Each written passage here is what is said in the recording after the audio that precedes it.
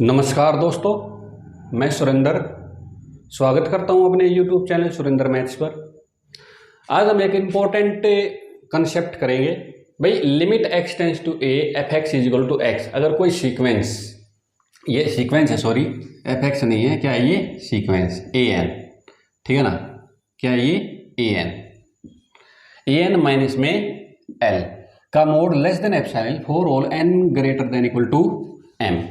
तो हम ये आज ये जानेंगे, अगर कोई सीक्वेंस किसी पर्टिकुलर नंबर l को कन्वर्ज करती है, ठीक है ना, तो सीक्वेंस की टर्म्स का और उसकी लिमिट पॉइंट का, लिमिट कह लो या लिमिट पॉइंट कह लो, ठीक है ना, लिमिट ही है ये, ठीक है ना, तो उसका डिफरेंस किसी भी आर्बिट्रेरी एप्सिलॉन से आप कम कर सकते हो for all n greater than equal to m, ठीक है ना। प्रूफ में मोस्टली हमको ये देखने को मिलता है, ठीक है ना। तो आज हम क्या चेक करेंगे, what is the relation between epsilon m and n, what is the relation between m और n, ठीक है ना। तो देखो भाई, ये तो सीधी बात है, अगर कोई सीक्वेंस l को कन्वर्ज करती है तो इसका मतलब क्या है, अगर भाई इसका ये, क्योंकि देखो, क्योंकि a n कभी भी l नहीं हो सकता, ये मैं आपको बार बार बताता हूँ भाई। सीक्वेंस की क्या होती है, लिमिट टेंडिंग सेंस होती है, ये a n कभी भी l नहीं होगा, ठीक है ना, पहली बात। अगर कन्वर्जेंट है तो इसका मतलब ये l क्या होगा, कोई ना कोई फाइनाइट नंबर होगा, ठीक है। दूसरी बात, a n का और l का जितने क्लोज होते जाएंगे उतना ही डिफरेंस क्या होता जाएगा, छोटा होता जाएगा, ठीक है ना। ओके, तो ये बात क्या कह रहा है, अगर भाई ये जो एप्सिलॉन है ना, एप्सिलॉन के ऊपर कौन डिपेंड करता है, भाई जितना छोटा हम एप्सिलॉन लेंगे ना तो m क्या आएगा उतना ही बड़ा आएगा, ठीक है ना। तो ये एप्सिलॉन में और m में हम एक रिलेशन देखेंगे, ठीक है ना। तो मैं देखो आपको बार बार 2-3 एप्सिलॉन लेके दिखाऊंगा, m की वैल्यू हर बार चेंज होगी, ठीक है ना। तो हम ये दिखाएंगे भाई एप्सिलॉन में और m में बहुत बड़ा रिलेशन है, ठीक है ना। ओके, देखो ध्यान से, जैसे फॉर एग्जाम्पल एक एग्जाम्पल लेके दिखाता हूँ आपको। भाई ले लिया example, limit n tends to infinity, limit n tends to infinity 1/n is equal to 0। तो जैसे जैसे n इन्फिनिटी की तरफ जाएगा 1/n की वैल्यू किसकी तरफ जाएगी, 0 की तरफ। देखो n की वैल्यू कभी इन्फिनिटी पुट करेंगे नहीं, लेकिन इन्फिनिटी पुट करके हमें ये पता लग जाता है अभी सीक्वेंस की लिमिट क्या है या लिमिट पॉइंट क्या है, ठीक है ना।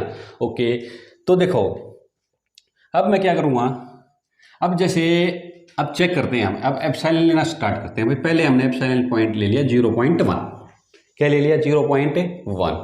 अब 0.1 का मतलब क्या होता है बच्चों, 1/10, क्या होता है 1/10। और इस सीक्वेंस के अंदर किस टाइप के एलिमेंट होते हैं, 1, 1/2, 1/3, 1/4, 1/5 अप टू सोन, और किसको कन्वर्ज कर रही है, ये 0 को कर रही है, ठीक है ना।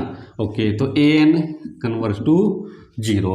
अब चेक करो यहाँ पर, अगर भाई an यानी an और माइनस में l, यानी कि ए एन माइनस में एल का डिफरेंस अगर मैं 0.1 से छोटा करता हूँ तो यहाँ पर कौन सा m काम करेगा, 0.1 के लिए, 0.1 के लिए कौन सा m काम करेगा, तो कौन सा पॉइंट काम करेगा, भाई देख लो आप। भाई देखो ये तो क्या है, 0 है, तो देखो 0, अगर मैं अब देखो 1/10 से बड़ी वैल्यू कौन है, 1/11 है, 1/11 है, बिल्कुल क्लियर दिखाई दे रहा है। तो देखो अगर मैं, देखो एक बात बताओ आप मेरे को, 1/10 माइनस में 0 का डिफरेंस करूंगा तो 0.1, ये कभी छोटा ही नहीं आएगा, 1/10 इज इक्वल टू 0.1 है। लेकिन अगर मैं 1.10 से बड़ी वैल्यू ले लूँ 1/11, यानी कि क्या ले लें हम यहाँ से 1/n माइनस में 0 less than 0.1 for all n greater than equal to 11। देखो अब देखो 1/11 माइनस 0 लेस देन 0.1, ठीक है ये बात, 1/11 लेस देन 1/10 है, ठीक है ये बात, क्योंकि 0.1 क्या है, एप्सिलॉन है। फिर 1/12, 1/13 सारे के सारे क्या है, 1/10 से छोटे हैं, बेशक चेक कर लो। तो यहाँ पर 0.1 के लिए m की वैल्यू 11 क्या कर गई, मेरे लिए काम कर गई। अभी 11 या 11 से आगे के n के अगर मैं सीक्वेंस का 1/n का 0 के साथ डिफरेंस करूंगा तो लेस देन आएगा, 0.1 से आएगा, सीधी बात, आप बेशक चेक करके सकते हो भाई, 1/11 देख लो, 1/12 कर लो, 1/13 कर लो, 1/14 अप टू सोन इनफाइनाइट, सारा सब का सब जीरो के साथ डिफरेंस क्या आएगा, 0.1 से कम आएगा, ठीक है ना।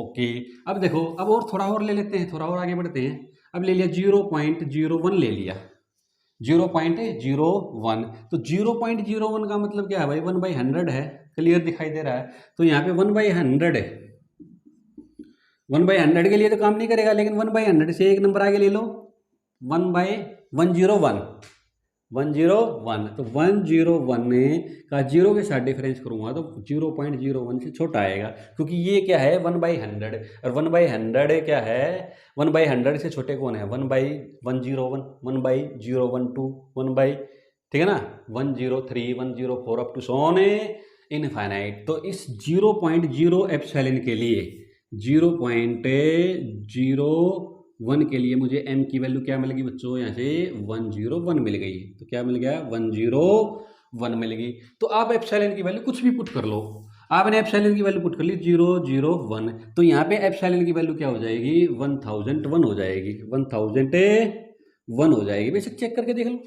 ये 1 बाई क्या है, 1/100 है, 1/1000 है, तो इससे इनसे छोटे कौन आएंगे, इनसे छोटे तो ये आएंगे, फिर ये आएगा,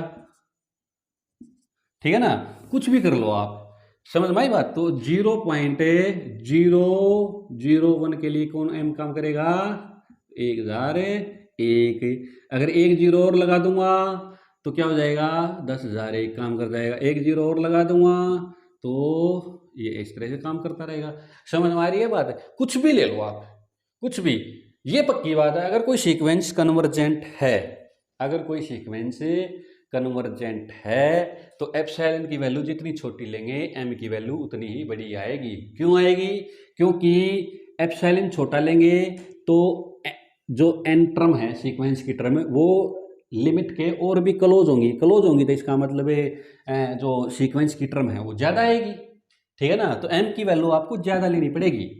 आगे बिल्कुल जीरो के क्लोज, जितना एप्सिलॉन कम लोगे उतना ही क्या होगी, सीक्वेंस की टर्म जीरो के क्लोज जाएंगी, जीरो की क्लोज जाएंगी तो टर्म तो ज़्यादा होंगी ना, तो टर्म ज़्यादा होगी तो एप्सिलॉन के ऊपर डिपेंड करता है कौन, m। एप्सिलॉन अगर सीक्वेंस कन्वर्जेंट है तो एप्सिलॉन जितना छोटा होगा m की वैल्यू उतनी ही बड़ी आएगी, ये पक्की बात है, ठीक है ना।